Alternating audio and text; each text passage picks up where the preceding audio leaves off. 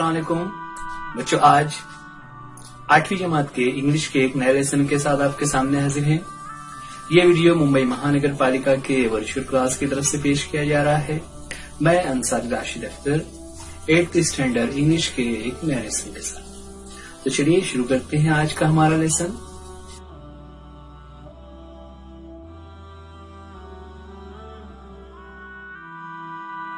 आठवीं जमात के इंग्लिश के इस लेसन में हम देखने जा रहे हैं एक नया टॉपिक जो कि है यूनिट 1.2 एक स्टोरी जो हमारे टेक्स्ट बुक में पेज नंबर 6 पर है, जिसका टाइटल ये रहा हमारे सामने, Androcles and the lion. Androcles and the lion ये एक स्टोरी है। ये वीडियो उर्दू मीडियम स्टूडेंट्स के लिए मैं अंसारी राशिद अख्तर आपके सामने लेकर चलिए शुरुआत करते हैं। स्टोरी की शुरुआत करने से पहले हम लेंगे वार्मिंग अप एक्टिविटीज। बच्चों, ये जो वार्मिंग अप एक्टिविटीज हैं ये बहुत अहम है। इसमें ये चेक हो जाता है कि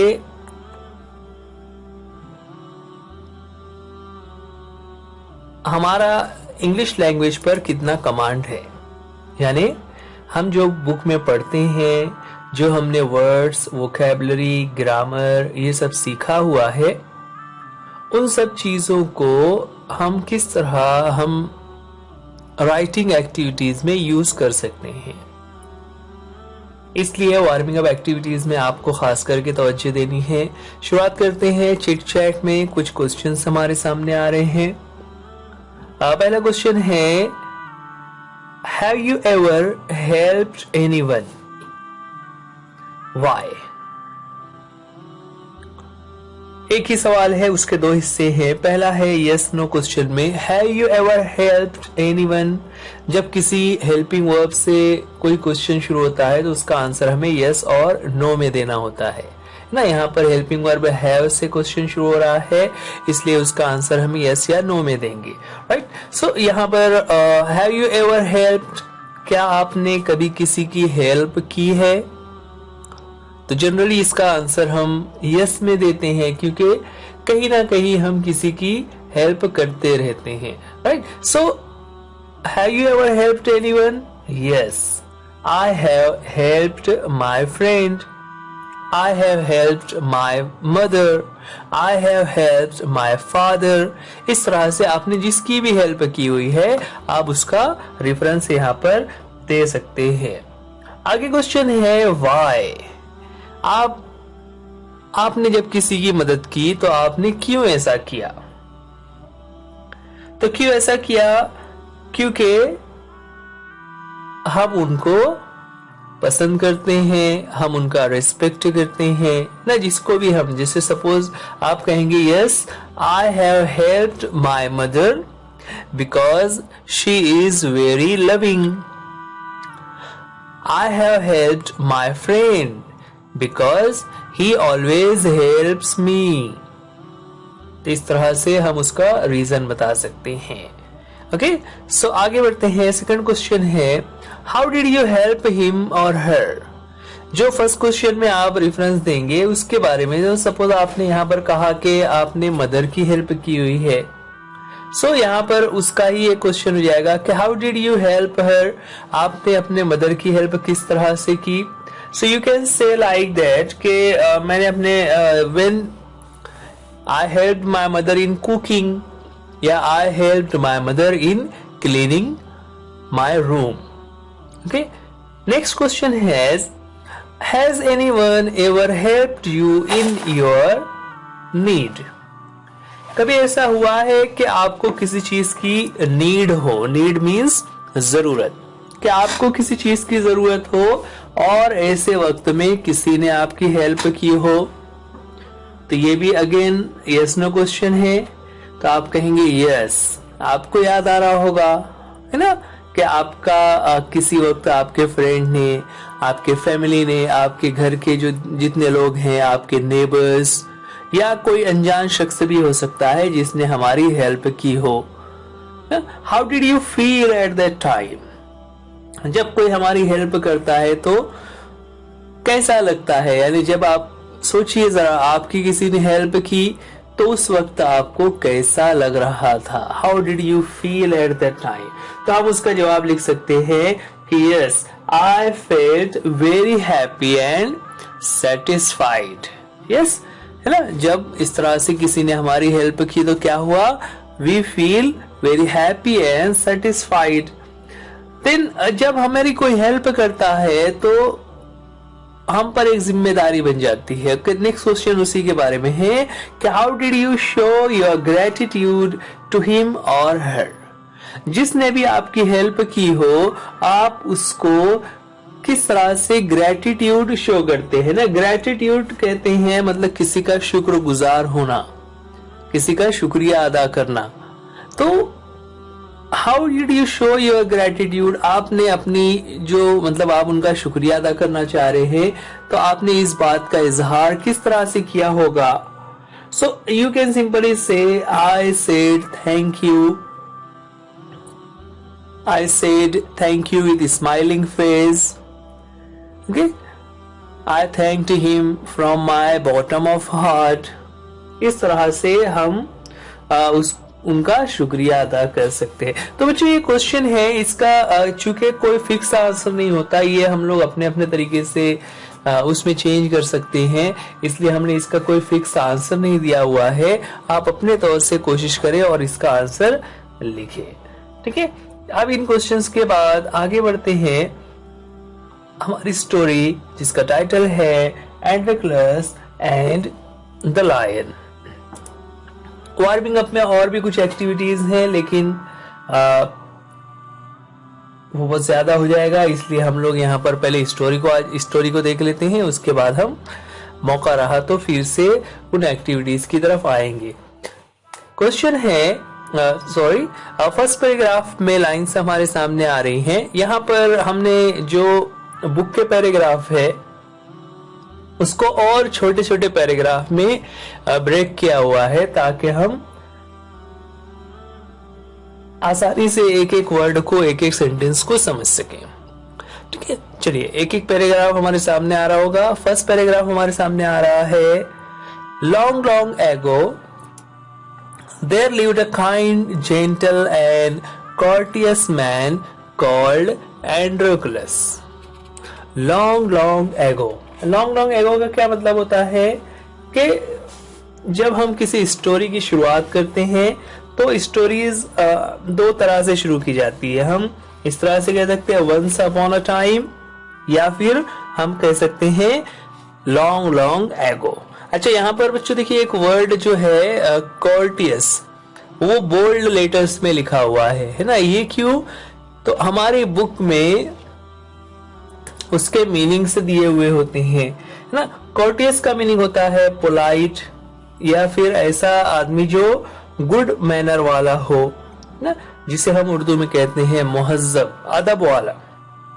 सो long long ago there lived a kind, gentle and courteous man ना। देखिए यहाँ पर तीन एडजेक्टिव्स यूज किए हुए हैं, काइंड, जेंटल, कोर्टियस। ये तीनों वर्ड्स एडजेक्टिव कहलाते हैं, जो एक शख्स के बारे में बता रहे हैं कि एक शख्स है जो किसी जमाने में, लॉन्ग लॉन्ग एगो यानी एक, ये बहुत पुरानी बात है, उस जमाने में एक आदमी रहता था कॉल्ड एंड्रोक्लस, जिसका नाम एंड्रोक्लस था। ओके, आगे है, but he had a very cruel master. He had a very cruel master. Cruel मतलब जालिम ना। उसका जो मास्टर था, उसका जो मालिक था, वो बहुत जालिम था। उसका जो आका था वो बहुत ही जालिम शख्स था। In those days Kings, nobles and other wealthy men used poor people as their slaves. Androclus was a slave. The slaves were forced to work for their masters. They had to do what their master told them.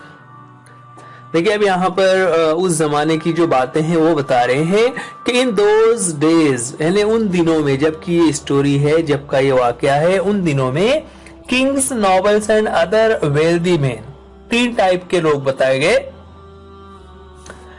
Kings, nobles, nobles कहते हैं rice लोग, यानी rice से मुराद यहाँ पर जो बहुत ज्यादा अमीर हो, दौलतमंद हो, और उसी से दूसरा एक वर्ड है वेल्दी मैन ना। तो जो दूसरे अमीर और दौलतमंद लोग थे और जो राजा हुआ करते थे, they used poor people as their slaves. Slave कहते हैं गुलाम को। तो जो गरीब लोग हुआ करते थे उनको ये अमीर, राजा और जो बड़े बड़े लोग हुआ करते थे अपने घरों में उन्हें गुलाम बनाकर रखते थे ना। अब बच्चों आप सोचेंगे गुलाम क्या होता है, तो आजकल हम देखते हैं कि कुछ बड़े घरों में वहां पर सर्वेंट्स होते हैं, मतलब जिसे हम नौकर कह सकते हैं।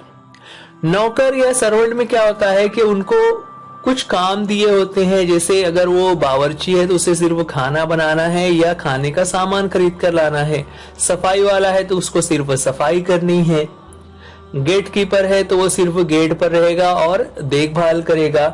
इस तरह से अलग अलग काम होते हैं, लेकिन इसका मतलब ये नहीं है कि उसको अगर उसका बॉस कुछ भी कहे तो वो करना पड़ेगा, नहीं। आज अब ऐसा जमाना नहीं है। लेकिन जिन दिनों की ये बात बताई जा रही है, जहां का ये जमाना था एंड्रोक्लस के जमाने में, उस जमाने में स्लेव्स हुआ करते थे। और स्लेव्स को लोग जिस तरह से हम जानवरों को रखते हैं कि उनके लिए घर के बाहर एक छोटा सा दरबा बना देते हैं, उनको बांध के रखते हैं, जब हमारी मर्जी होती है तो हम उनको बाहर निकालते हैं, बाकी वक्त हम उनको बंद कर देते हैं। ऐसा जानवरों के साथ हम करते हैं, क्योंकि जानवर को अगर छोड़ देंगे तो भाग जाएगा, इसलिए हम जानवरों को इस तरह से पिंजरे में रखते हैं, राइट। लेकिन उस जमाने में इंसानों को भी इसी तरह से गुलाम बनाकर रखा जाता था। और एंड्रोक्लस वाज अ स्लेव, लेकिन चूंकि एंड्रोक्लस जो था वो भी एक स्लेव था, और जो स्लेव का जो बॉस होता है उसे मास्टर कहते हैं ना। The slaves were forced to work for their masters. जितने भी वो गुलाम हुआ करते थे वो लोग फोर्स किए जाते थे। फोर्स का मतलब मजबूर होते थे, जो भी उनका मास्टर होता था उसके तमाम काम उन्हें करने पड़ते थे। They had to do what their masters told them. ना, जो भी उनके आका लोग, जो उनके मालिक कहा करते थे, उन बेचारों गुलाम लोगों को वो सारा काम करना पड़ता था, वो किसी काम से मना नहीं कर सकते थे।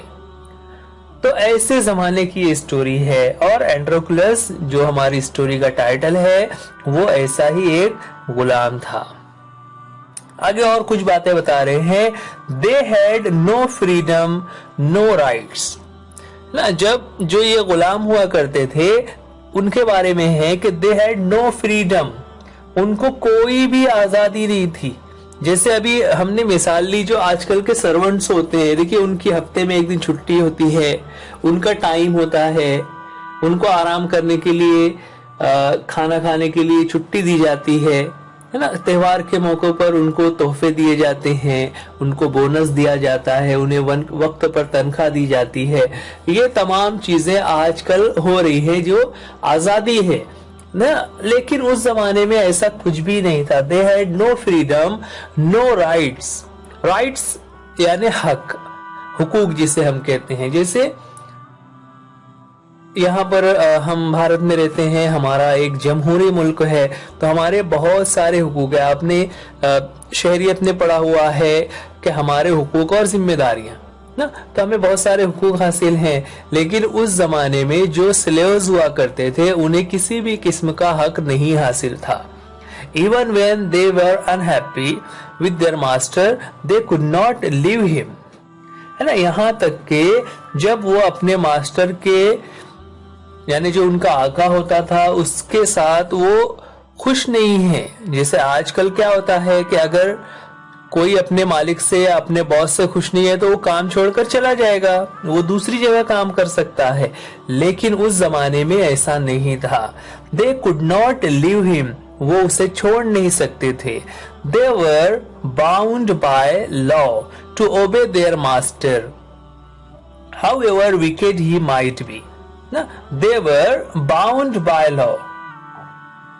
बाउंड बाय लॉ, देखिए ये भी बोल्ड वर्ड्स में लिखा हुआ है, उसका मीनिंग वहां साइड में लिखा हुआ रहेगा ना। Bound by law means strictly force to follow the law, यानी रूल, वहां पर रूल ही ऐसा बनाया हुआ था, ऐसा कानून बना हुआ था कि उन्हें अपने मालिक के ओबे करना पड़ता था, अपने मालिक की फर्माबरदारी करनी पड़ती थी। How ever wicked he might be, wicked. अच्छा बच्चों, आप ये सोच रहे होंगे हम तो क्रिकेट में विकेट सुनते हैं ना, लेकिन जो क्रिकेट वाला विकेट होता है उसमें लास्ट में टी लिखा होता है, यहाँ पर डी लिखा हुआ है। विकेट, विकेट का मतलब होता है जालिम या नालायक, बदमाश, कि वो कितना ही बदमाश हो, कितना ही नाकारा हो, कितना ही नालायक हो, लेकिन क्योंकि वो आपका मालिक है, इसलिए जितने भी गुलाम हुआ करते थे उन गुलामों को अपने मालिक की बातें सुनना पड़ती थी और साथ ही साथ उन्हें हर काम करना पड़ता था।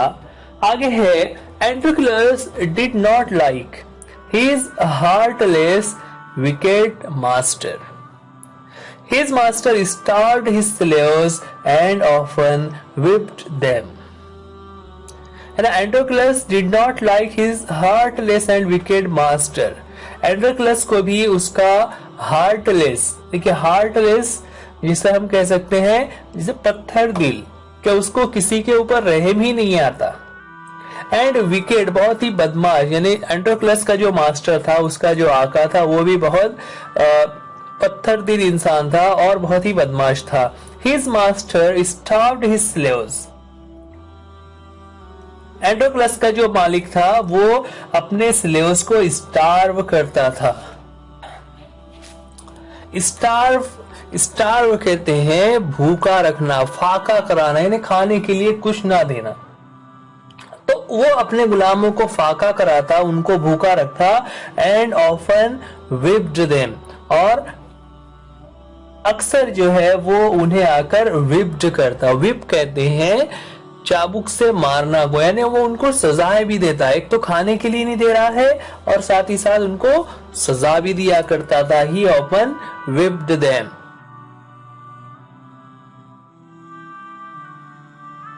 Androclus felt that even death was better than serving such a master. He kept looking out for a good opportunity. ना इतने मुश्किल हालात की वजह से एंड्रोक्लस को हमेशा ये एहसास होता था कि इससे अच्छा तो मैं मर जाऊं. यानी इतना जालिम जो उनका मालिक है, वो जो आका है, वो इतना जालिम है, वो इतना नालायक है कि उससे अच्छा तो मर जाना चाहिए. He kept looking out for a good opportunity. वो हमेशा एक मौके की तलाश में रहता था ना. कीप लुकिंग का मतलब होता है तलाश में रहना, कि वो हमेशा कोशिश में रहता कि वो किसी तरह से उसे कोई मौका मिल जाए. At the first chance he got. देखिए अब यहाँ पर स्टोरी यहाँ पर अहम शुरू हो रही है. At the first chance he got he escaped from the clutches of his cruel master. और जैसे ही उसको पहला चांस मिला, ही एस्केप्ड, वो फरार हो गया. From the clutches of his master, है ना. क्लचेस कहते हैं जिसे हम कहते हैं ना शिकंजे में. तो वो अपने आका के शिकंजे से निकल गया. जैसे कोई परिंदा है, जैसे फॉर एग्जांपल परिंदे से मुराद यहाँ पर जो शिकारी परिंदे, जैसे ईगल है, ईगल ने किसी चूहे को पकड़ लिया, तो वो चूहा उसके पंजे से छूट सकता है क्या? नहीं छूट सकता. लेकिन अगर उसे मौका मिलेगा तो वो क्या करेगा? फौरन ही वहां से भाग जाएगा.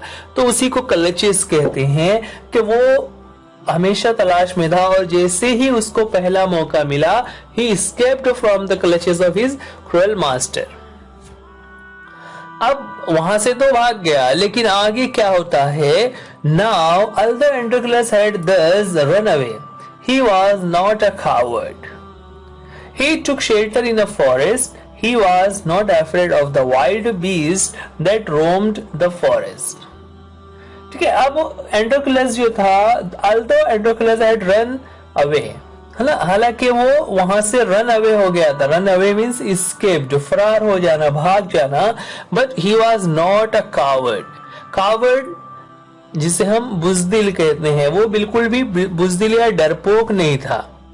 ही टुक शेल्टर इन अ फॉरेस्ट. वो उस शहर के, उस गांव के करीब के ही जंगल में जाकर उसने शेल्टर ले लिया. शेल्टर मीन्स वहां पर ठहर गया, वहां पर जाकर वो रुक गया. He was not afraid of the wild beast.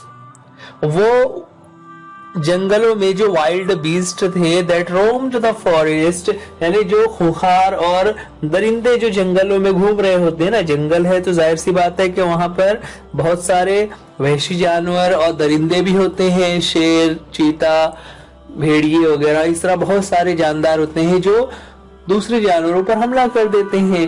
तो एंड्रोक्लस को वहां पर जानवरों से खतरा हो सकता था, लेकिन चूंकि वो डरपोक नहीं था, इसलिए वो बिना डरे हुए, ही वॉज नॉट एफ्रेड, वो बिना डरे हुए जंगल में रुका रहा और उसे इन जंगली और वहशी जानवरों से बिल्कुल भी डर नहीं लग रहा था. हालांकि वो जानवर उस जंगल में उसे दिखाई दे रहे थे, घूम रहे थे. अब जंगल में एक उसके साथ वाकया हुआ. वाकया कुछ इस तरह से हुआ कि he did not mind that he had no roof over his head. He was happy that he was free as a bird to go wherever he wished. देखिए, जंगल में तो जाहिर सी बात है वहां ना रहने के लिए घर है ना कोई मकान. तो he had no roof over his head. No roof over his head का मतलब उसके पास कोई ठहरने के लिए जगह नहीं है, उसके पास कोई घर नहीं है. He was happy. इसके बाद भी वो खुश था. क्यों? Because he was as free as a bird. जिस तरह से एक परिंदा होता है जो आजाद होता है, वो कहीं भी उड़ सकता है, वैसे ही वो अपने आप को वो एक परिंदे की तरह महसूस कर रहा था कि वो भी बिल्कुल आजाद है. अगले पैराग्राफ में है, one day as he was wandering in the forest he suddenly came face to face with a lion. देखिए, अब एक दिन क्या हुआ कि ही वॉज वॉन्डरिंग. वॉन्डरिंग का मतलब होता है इधर उधर भटकना. भटकना मतलब चूंकि जंगल में उसका कोई मकसद तो है नहीं, उसका कोई काम है नहीं, तो वो सिर्फ इधर उधर ऐसे ही घूम रहा था, है ना. तो वो घूमते घूमते ही suddenly came face to face, उसका एक मर्तबा सामना हो गया लायन से. और वो भी कैसे? Face to face. Face to face यानी दोनों आमने सामने आ गए. यानी लायन ने एंड्रोक्लस को देख लिया, एंड्रोक्लस ने लायन को देख दिया. इस तरह से दोनों आमने सामने आ गए. His first reaction was to turn and flee. ना, अब कोई भी रहेगा तो वहां क्या करेगा कि वो सोचेगा अरे शेर आ गया, भागो. तो हिज फर्स्ट रिएक्शन, उसका भी फर्स्ट रिएक्शन ऐसा ही था. उसने यही सोचा कि पीछे मुड़कर उसे भाग जाना चाहिए. टू फ्ली, टू फ्ली का भी मतलब वही होता है टू रन अवे ना, वहां से भाग निकलना, वहां से भाग कर कहीं चले जाना. क्यों? ताकि वो उस शेर के जरिए से उस शेर के मुकाबले से बच जाए.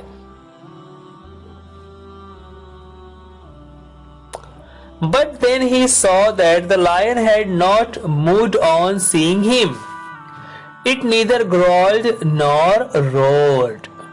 देखिए, अब यहाँ पर जो अहम बात हो रही है कि he saw that the lion had not moved on seeing him. Lion ने जब उसको देखा तो लायन ने कोई भी हरकत नहीं की ना, वरना क्या होना चाहिए था, वो लायन को तो फौरन आकर उसके ऊपर हमला करना चाहिए था, लेकिन उस लायन ने ऐसा कुछ भी नहीं किया. इट नीदर ग्राउल्ड नॉर रोड ना. देखिए, यहाँ पर नीदर नॉर का यूज किया हुआ है. नीदर नॉर उस वक्त यूज करते हैं जब हमें दो चीजों के बारे में नहीं कहना हो कि ये भी नहीं और वो भी नहीं. तो नाइदर ग्रॉल्ड, ग्रॉल्ड कहते हैं गुर्राने को, और रॉर कहते हैं चिंगाड़ लगाए ना, जो चिंगाड़ नहीं है, जो शेर की आवाज होती है, जो वो चिल्लाता है, वो दहाड़ लगाता है, तो उसे रोर कहते हैं। तो उस लायन ने ना तो ही ग्रॉलिंग किया, मतलब ना वो गुर्राया, और ना ही उसने दहाड़ लगाई, यानी वो खामोश खड़ा रहा। अब एंड्रोक्लस ने जब ये मंजर देखा तो उसे कुछ अजीब लगा। In fact, it looked at him piteously as if it was in great pain. बल्कि यहाँ पर ये जो लायन है, उस लायन ने क्या देखा, मतलब वो जो लायन था वो उस एंड्रोक्लस की तरफ आया ना देखा। In fact, it looked at him piteously. Piteously ये लफ्ज एक्चुअल में पिटी से बना हुआ है, और पिटी के बाद उसमें एल वाई लगाकर उसको एडवर्ब बनाया हुआ है। ओके, पिटी से पिटियसली यानी रहम दिल नजरों से ना, यानी बिल्कुल ऐसा कोई ऐसा मजबूर हो, as if it was in great pain, जैसे उसको बहुत पेन हो रहा है, कि कोई ऐसा शख्स जो बहुत ज्यादा दर्द में मुब्तला हो। एंड्रोक्लस पॉज्ड, देखिए वो भागने की सोच रहा था, लेकिन जब उसने देखा कि ये लायन तो बिल्कुल ऐसा रहम भरी नजरों से देख रहा है, then he moved very cautiously towards the lion step by step, है ना। जैसा कि पहले ही आया था, वो बहुत बहादुर था। He moved very cautiously, cautiously यानी पूरे एहतियात के साथ, towards the lion step by step, वो धीरे धीरे एक एक कदम बढ़ाते हुए उस लायन यानी उस शेर की तरफ बढ़ा। द लायन मोन्ड एंड विम्पर्ड, जब वो आगे बढ़ा तो लायन मोन्ड, मोन्ड कहते हैं धीमी आवाज में चिल्लाने को। धीमी आवाज से मुराद यहाँ पर जैसा किसी को अगर कुछ पेन हो रहा हो, दुख रहा हो, तो उस वक्त जो आह निकलती है उसे मोन कहते हैं। और विम्पर कहते हैं तकलीफ की वजह से जो आवाज निकल रही हो, है ना। यानी जैसे यूं हम कह सकते हैं कि वो शेर ऐसा लग रहा था जैसे वो रो रहा है, ऐसा हम समझ सकते हैं। The lion moaned and whimpered. Inverted comma में लिखा हुआ है please help me, its eyes seemed to say, और उसकी आंखों को देखकर ऐसा लग रहा था। अब एक शेर की आंख है, शेर की आंख को देखेंगे तो उसमें तो डर होना चाहिए, लेकिन इस लायन की आईज देखने के बाद एंड्रोक्लस को ऐसा लगा जैसे वो कह रहा हो प्लीज हेल्प मी, मेरी मदद करो। तो एंड्रोक्लस जो कि उसके करीब आगे बढ़ रहा था, आगे बढ़ने के बाद उसने क्या देखा। When Androcles drew near, the lion lowered its head and began to lick its paw. जैसे ही एंड्रोक्लस उस लायन के करीब में पहुंचा, the lion lowered its head, उस लायन ने अपने सर को नीचे झुका लिया, and began to lick its paw. Lick कहते हैं जबान से चाटने को।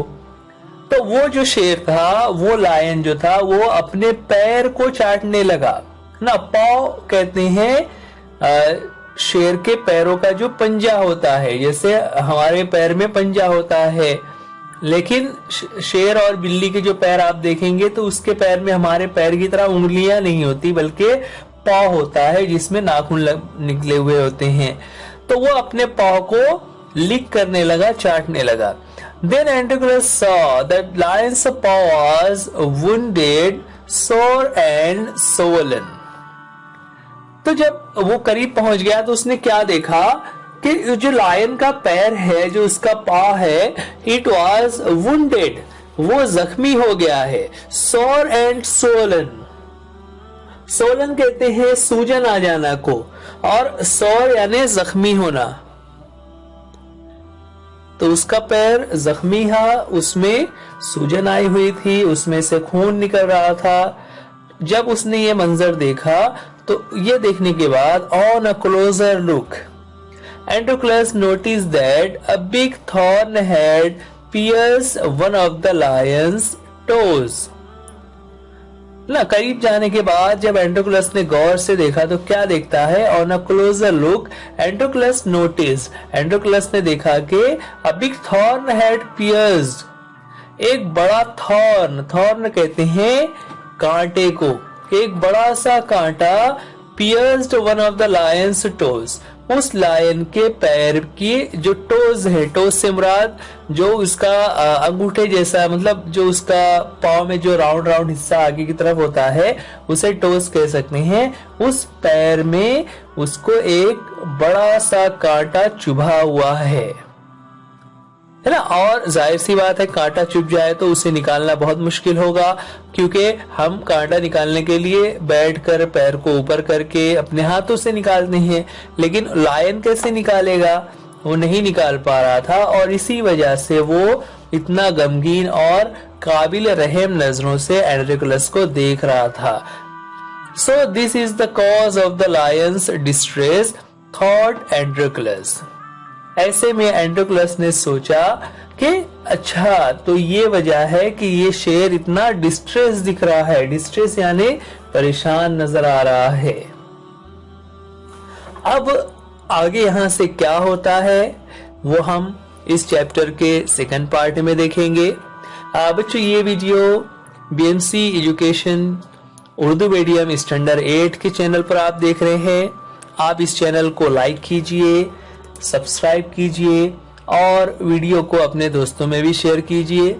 जब आप सब्सक्राइब करें तो आप नोटिफिकेशन के जो बेल आइकॉन है उसको भी जरूर प्रेस करें, ताकि हर आने वाला वीडियो आपको नोटिफिकेशन मिल सके। जो आज के लिए इस वीडियो में इतना ही। उम्मीद करते हैं ये लेसन आपको समझ आ गया होगा।